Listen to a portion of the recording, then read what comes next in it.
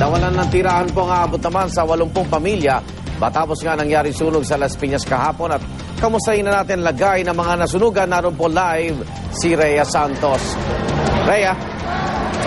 Yes, Igan, dito sa covered court ng Barangay Almanza 2 sa Las Piñas nagpalipas ng magdamag ang ilang pamilyang naapektuhan ng sunog kahapon. Sa tala po ng DSWD, 74 na pamilyang apektado ng sunog. Karamihan nga po sa naririto ngayon ay mga bata na walang kamalay-malay na wala na silang babalikan.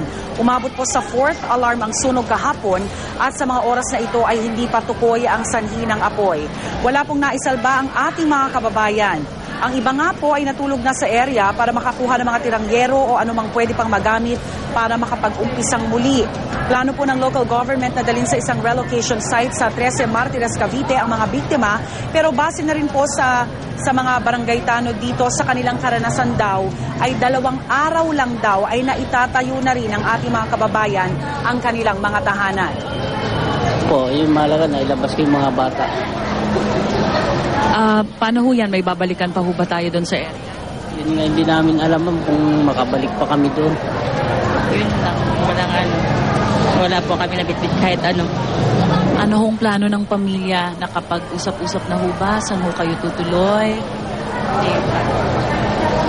Wala pa kanya eh. Hindi pa namin alam kung saan eh.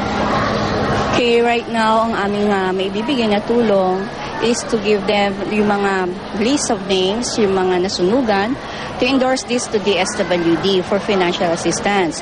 But yung mga nakalista po, they will come into a close and tight screening para po makakuha ng financial assistance. So,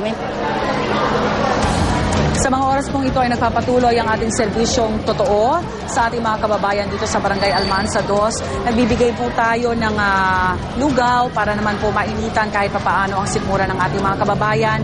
Pero nakikiusap pa rin po, umaapela po ang ating mga kababayan dito ng kaunti pang tulong katulad po ng mga damit, pagkain, malinis na tubig, yung banig po na maaari po nilang mahigaan sa mga susunod pang araw.